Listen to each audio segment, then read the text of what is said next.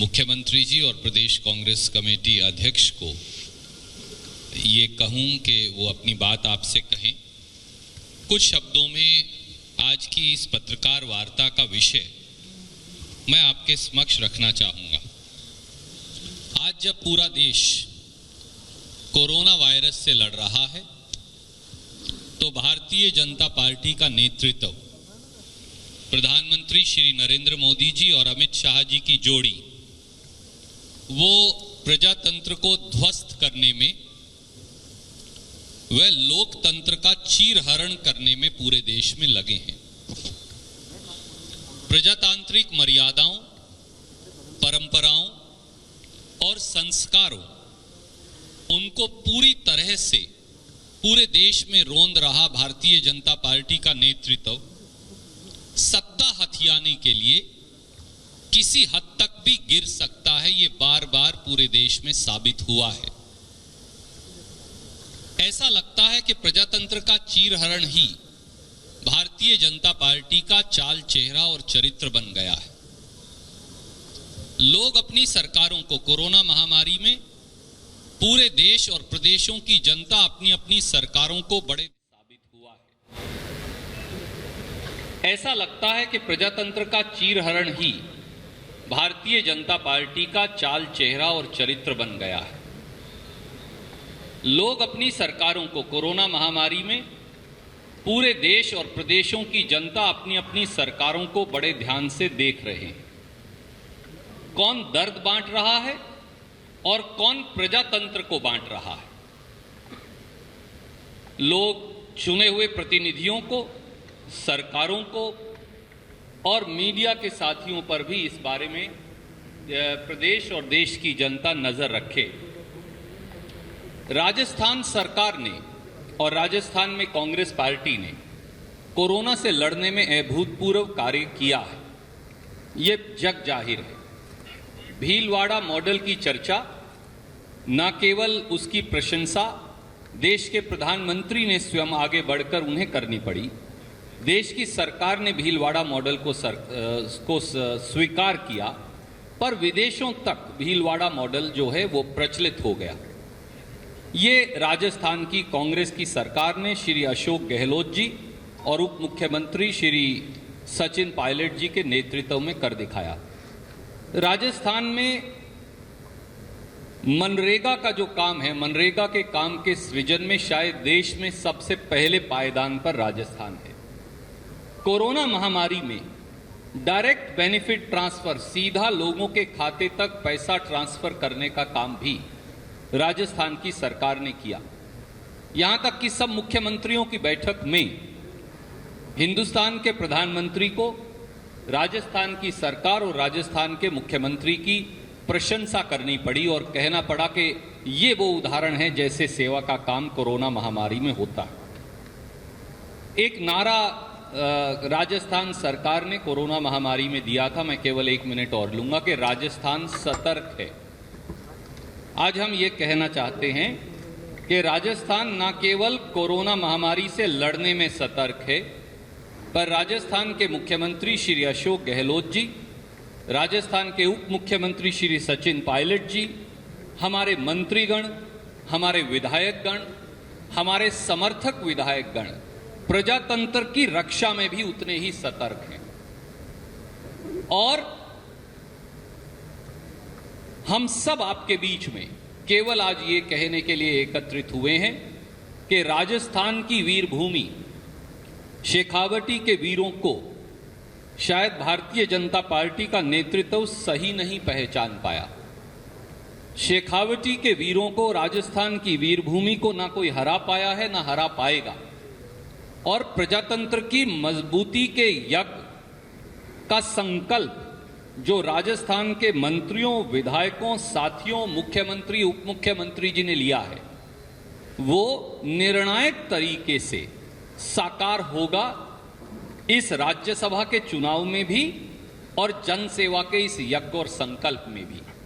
इन्हीं शब्दों के साथ अब मैं सबसे पहले अनुरोध करूंगा कि इस पत्रकार वार्ता को श्री अशोक गहलोत जी संबोधित करेंगे। श्री अशोक गहलोत जी।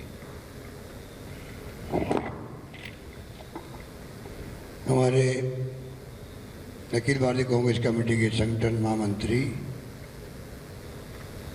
केसी वेणुगोपाल साहब, हमारे प्रभारी राजस्थान के एआईसीसी के मंत्री अविनाश पांडे जी, हमारे प्रदेश कांग्रेस के अध्यक्ष सचिन पायलट जी,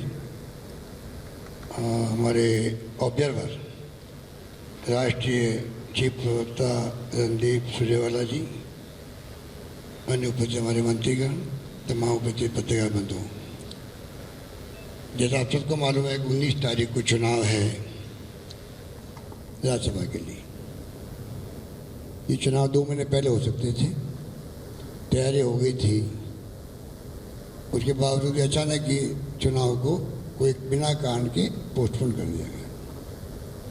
उस वक्त मैंने कहा था कि हॉर्स ट्रेडिंग पूरी नहीं हुई बीजेपी की, इस कारण से पोस्टपोन किया गया। गुजरात के हमारे साथी यहाँ के बैठे हुए थे, कोई कारण नहीं था, वही सामने आ गया कि जब अब वापस चुनाव शुरू हुए हैं तो 4 लोग वहाँ पर इस्तीफा दे चुके हैं गुजरात के अंदर। तो अभी जो सुरजेवाला जी बता रहे थे आपको किस प्रकार डेमोक्रेसी की हत्या हो रही देश के अंदर, नरेंद्र मोदी जी हो या अमित शाह जी हो, पूरा देश जानता है 2 लोग फैसले कर रहे हैं पूरे देश के अंदर, जो डेमोक्रेसी में अच्छी परंपरा नहीं है। सुरजेवाला ठीक कह रहे थे कि कौन दर्द बांट रहा है, मैं सोच रहा था कि कौन दर्द बांट रहा है, कौन दवा बांट रहा है, ये फैसला करना पड़ेगा। उनको चिंता ही नहीं कोरोना की, इसीलिए कोरोना की शुरुआत हो चुकी थी। राहुल गांधी ने 12 फरवरी को आगाह कर दिया था, उसके बावजूद भी सरकार बदली गई मध्य प्रदेश के अंदर, उसके पहले तमाशा कर चुके थे कर्नाटका के अंदर। जो षड्यंत्र करते हैं उनको बहुत टाइम लगाना पड़ता है, योजना बनानी पड़ती है, उसके अंदर लगे रहेंगे तो वो कोरोना का मुकाबला कैसे करते हैं, लगे रहे कैसे सरकार टॉपल करने में पूरी ताकत झोंक दो, पूरी ताकत झोंकी गई, तमाशा सबने देखा, वो आपके सामने। ये हालात में आज देश चल रहा है।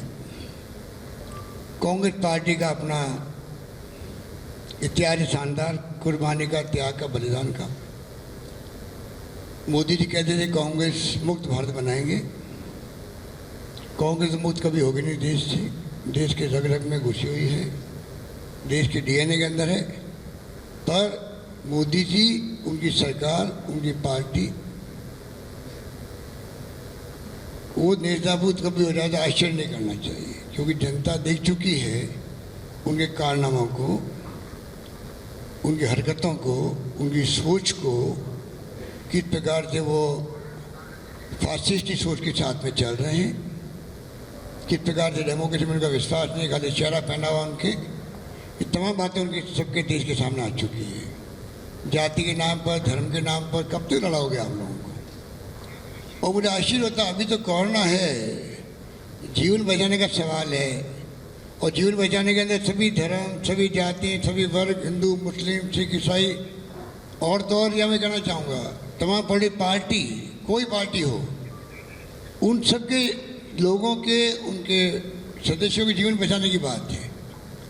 जब जीवन पे खतरा हो और उस वक्त भी अगर सब मानव एक नहीं हो, सभी पॉलिटिकल पार्टियों के लोग, सभी धर्मों के लोग, सभी वर्गों के लोग, तो आप बताइए इस कोविड-19 का मुकाबला कैसे कर पाओगे?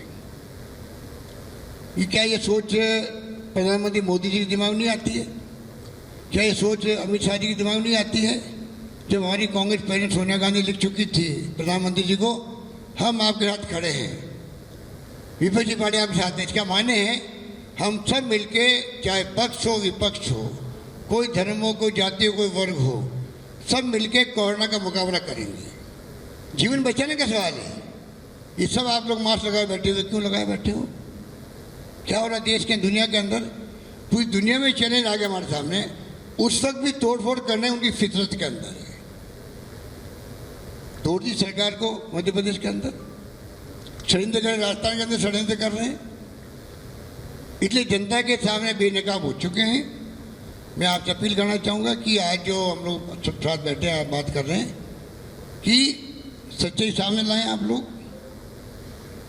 हम सब पूरी पार्टी में, हमारे एमएलए साहब का परसों मीटिंग की थी हम लोगों ने, सबने संकल्प लिया एक साथ में, सब मिलकर के एक वोट भी राइट लेफ्ट नहीं जाएगा। सब मिलके हमारे दोनों उम्मीदवार जो घोषित है, केसी वेणुगोपाल जी और नीरज डांगी जी, दोनों सीटें जीतेगी राजस्थान के अंदर। किसी को भ्रम नहीं होना चाहिए।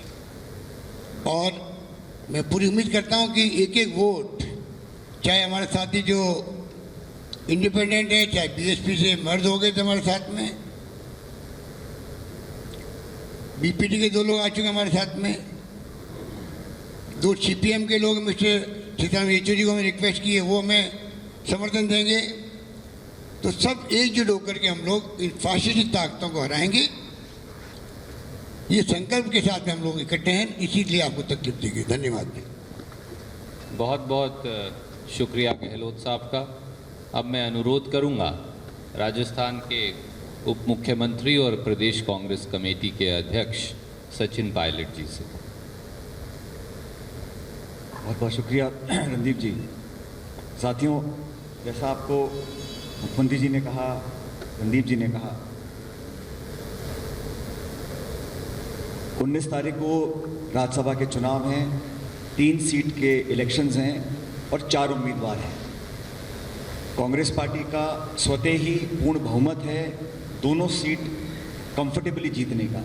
लेकिन आंकड़े दिखाते हैं कि हमारे को समर्थन करने वाले दल, निर्दलीय विधायक जो पिछले 1.5 साल से कांग्रेस पार्टी की सरकार को समर्थन कर रहे हैं, वो पूरी ताकत के साथ हमारे दोनों उम्मीदवारों के साथ खड़े हैं।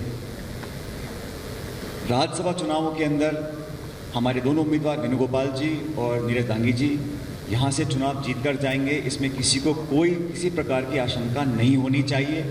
मैंने कल भी इस बात को कहा, कोई भी अगर भ्रम फैलाने की कोशिश कर रहा है, भ्रमित करने की कोशिश कर रहा है, तो वो सिर्फ अपना टाइम ज़ाहिर कर रहा है। क्योंकि जैसे रणदीप जी ने कहा, इस देश के अंदर केंद्र सरकार ने ना तो कोई देशव्यापी नीति बनाई श्रमिकों के लिए, और लॉकडाउन के बाद जो लगातार अर्थव्यवस्था चरमरा रही है उसको सुधारने के लिए कोई पुख्ता कदम उठाए नहीं है। उसका दुर्गामी जो इफेक्ट है वो हम सब देख रहे हैं। राजस्थान में हम लोगों ने मेहनत कर कर ना सिर्फ श्रमिकों को, प्रवासियों को और ग्रामीण क्षेत्र के अंदर विशेष रूप से नरेगा के माध्यम से लोगों को मदद करी है। इस चुनौतीपूर्ण समय में किसी को बेवजह आकलन करने की ज़रूरत नहीं है, क्योंकि राज्यसभा के चुनाव पहले होने थे, लॉकडाउन हो गया, उसको पोस्टपोन किया गया। लेकिन हम लोग जानते हैं कि जो सरकार चलाने का काम हो रहा है उसमें सभी विधायकगण हमारे साथ खड़े थे, खड़े हैं और खड़े रहेंगे।